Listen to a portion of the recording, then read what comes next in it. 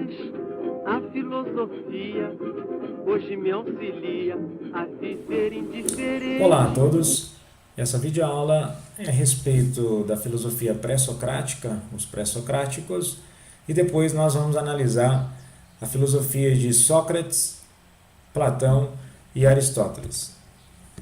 Os filósofos pré-socráticos fazem parte do primeiro período da filosofia grega. Eles desenvolveram suas teorias entre o século 7 até o século 5 a.C. Recebe esse nome pois antecederam Sócrates. A filosofia grega ela pode ser dividida esse início da filosofia grega entre três períodos. O período pré-socrático, que é a fase naturalista, é a fase onde os filósofos procuram estudar a physis, que é a origem das coisas a partir da natureza.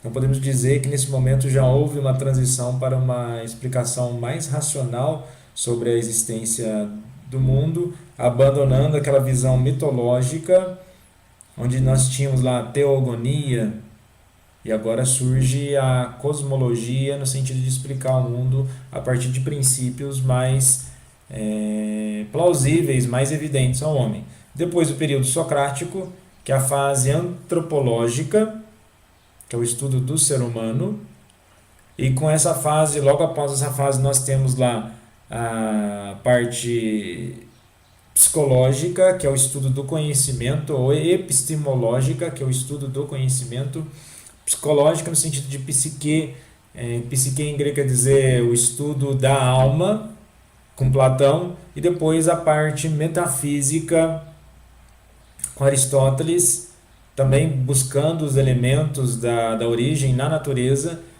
e aí no sentido do empirismo, ok?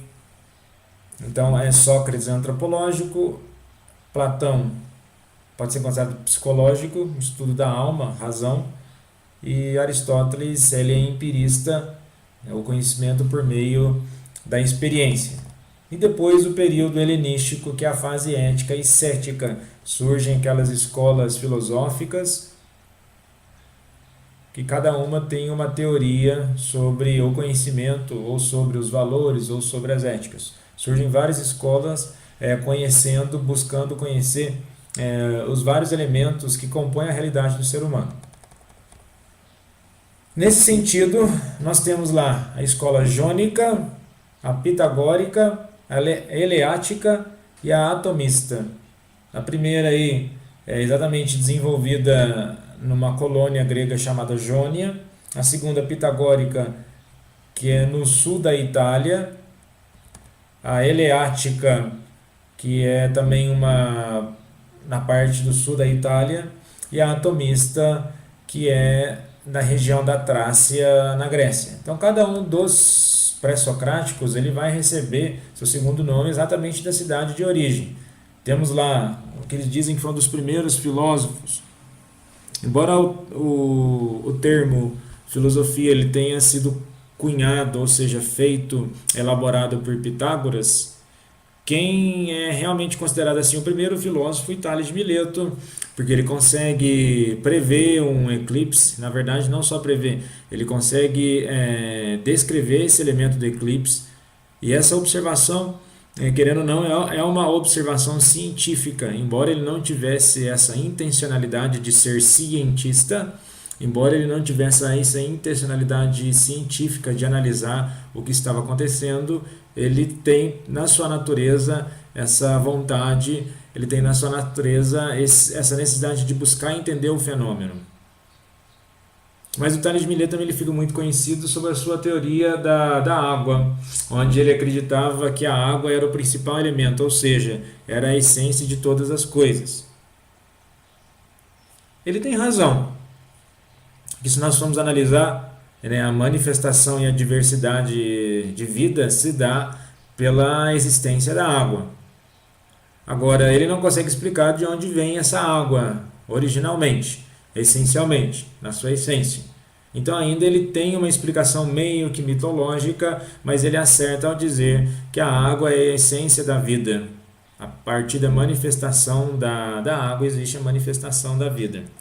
Depois nós temos Anaximandro de Mileto, é discípulo de Tales, e ele vai falar que o princípio de tudo estava no elemento denominado, né, chamado apeiron, que é uma espécie de matéria infinita. O apeiron também pode ser traduzido pelo ilimitado. Uma aproximação aí para nós entendermos, o apeiron seria Deus. Posteriormente, tanto Aristóteles ele vai ter uma ideia sobre isso, o que Aristóteles chama de telos, de uma teoria perfeita, uma teoria ilimitada, que depois o cristianismo incorpora como vocabulário Deus. Anaxímenes de Mileto, que é discípulo de Anaximandro, ele vai falar que o princípio de todas as coisas estava no elemento ar. Se nós podemos entender ar e oxigênio, se são as mesmas coisas ou não são as mesmas coisas, podemos entender que também o ar é um elemento importante para a manifestação de vida. Então ele tinha lá a sua razão. Se nós formos pegar pela narrativa apenas como exemplificação, se nós pegamos a narrativa bíblica, não só bíblica, em outros livros sagrados, existe uma valorização dos elementos da natureza. Mas se nós pegamos lá em Gênesis, fala que, assim, que no início de tudo existia o Espírito de Deus e esse pairava sobre as águas. Tanto que espírito aqui em hebraico, e depois em hebraico quer dizer ruá, que é o sopro, e depois pneuma, em grego, quer dizer uma manifestação de uma agitação que nós chamamos aí de ar. Então ele tem lá razão. Agora, se explicar de onde surge esse ar, ele já na época não tinha como explicar. Temos depois Heráclito de Éfeso, que é considerado o pai da dialética. O que seria a dialética? É um diálogo entre os opostos, é uma oposição de conceitos. Um breve exemplo é escuridão e luz. A pessoa fala assim, olha, na verdade não é que existe escuridão, existe a ausência de luz. Aí tem pessoas que vão falar assim, é o bem e o mal. Na verdade não é que existe o mal, existe a ausência da prática do bem. Mas o que Heráclito vai falar, ele diz que não é possível banhar-se duas vezes no mesmo rio, porque a fluidez das coisas é muito rápida, a fluidez da água é muito rápida. Nós estamos em constante mudança, a única coisa permanente da vida é a mudança, porque o ser humano ele passa por um processo de mudança, de metamorfose, ele vai se modificando, assim as suas ideias, assim como o seu ser. Depois temos o Parmênides de Eleia, que tem como foco a questão da aletheia, que é a verdade revelada e desvelada, e a doxa, que é a questão da opinião. E ele vai falar que essa questão de significação, ou dar significado à luz, a uma verdade, é relativo à opinião.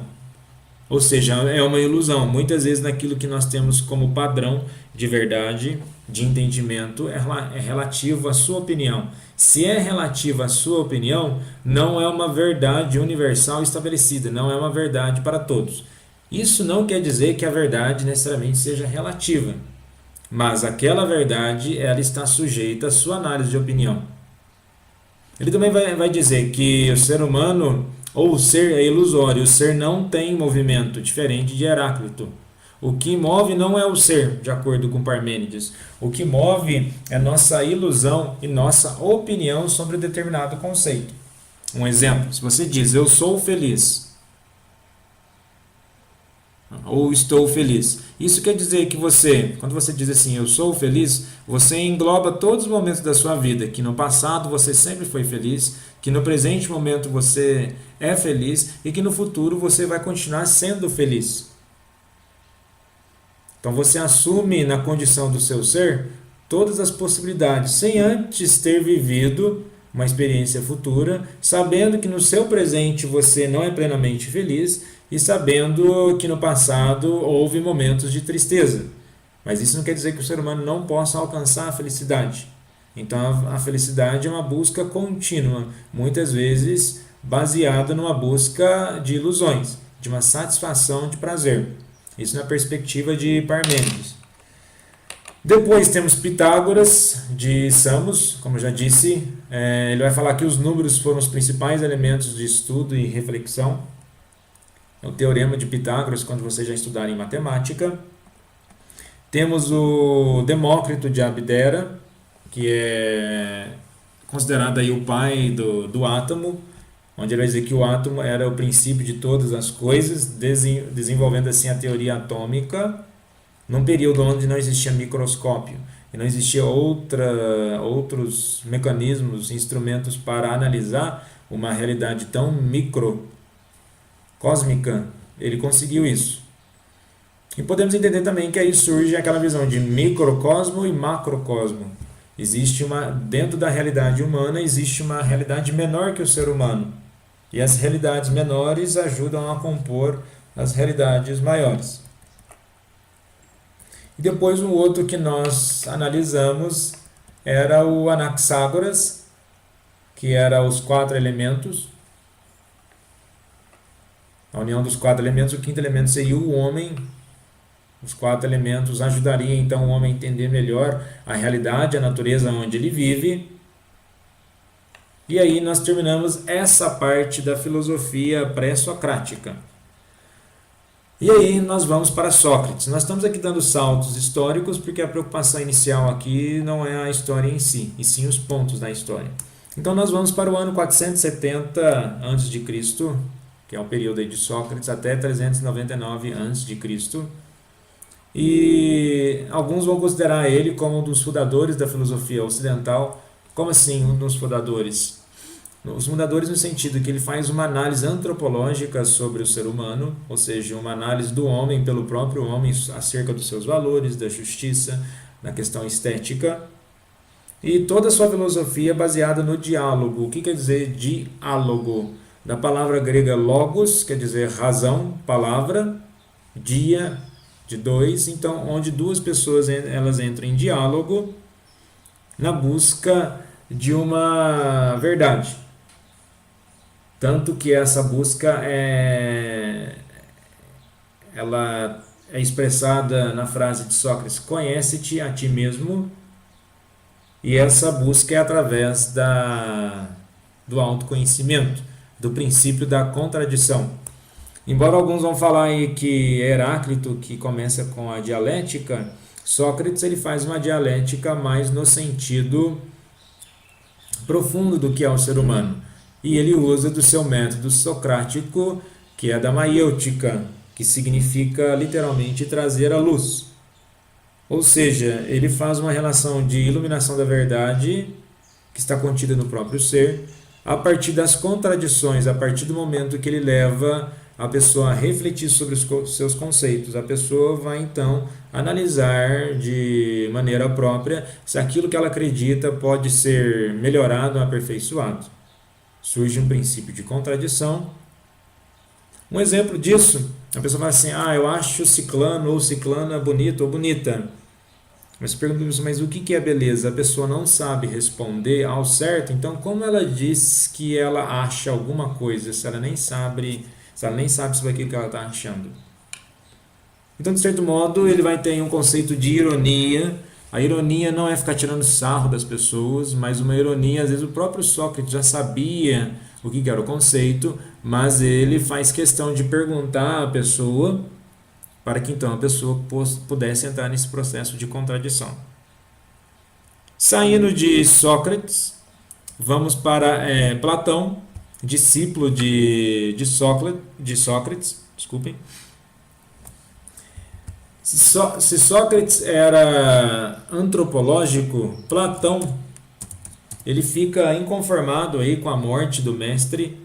A única coisa que o mestre fez foi levar a verdade às pessoas. Aí Sócrates é condenado pelas autoridades gregas, porque ele foi acusado de manipular e depravar a fé dos atenienses. Então Platão, ele de 428 a.C. a 347 a.C., foi também um filósofo grego, e ele procura transmitir uma profunda fé na razão e na verdade, adotando o lema do mestre: o sábio é o virtuoso. Tanto que ele escreve na República, ele coloca o filósofo como o governante da sociedade. Só que já que ele fica inconformado, com a morte do mestre, ele vai procurar analisar, sim, o ser humano, a verdade está no ser humano.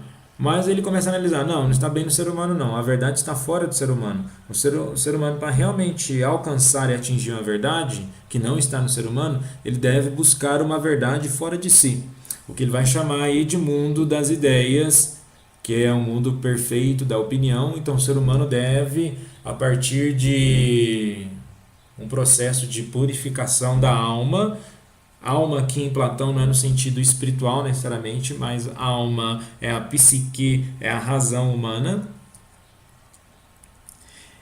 E aí ele vai entender que a partir desse processo da aletheia, o ser humano ele começa a enxergar a realidade como ela é. E nós podemos entender esse processo em forma de um diálogo no livro 7 da República, né, que é a história do mito da caverna ou a alegoria da caverna, onde as pessoas passam um tempo aprisionadas dentro de uma realidade, a caverna aqui simbolizando a ignorância, de um processo de escuridão e sombras, é exatamente a alienação, o não conhecimento do verdadeiro objeto, do verdadeiro conceito, até que o indivíduo sai, ele busca a luz, ou seja, ele busca a iluminação do mundo das ideias. Então podemos entender que o mundo do mito da caverna, resumindo muito esse mito, a caverna seria o mundo dos sentidos, enquanto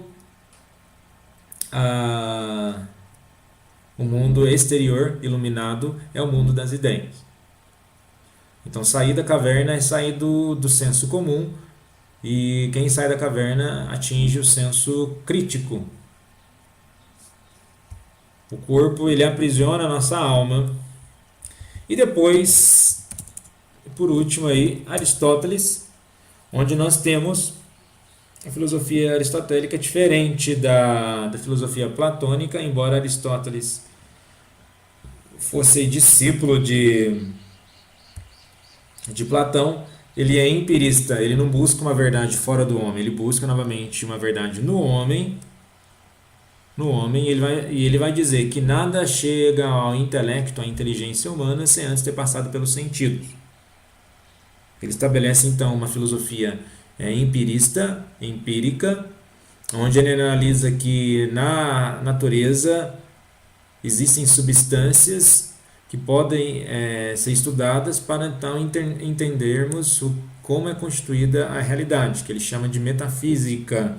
As 4 causas: a causa formal, a causa material, a eficiente, a causa final, ou seja, as coisas estão em um processo de transformação, o que ele chama de causalidade. Determinada coisa existe para determinado fim, ou determinada coisa ela segue um ciclo natural até atingir o seu fim, o que nós chamamos aí do processo de ato e potência.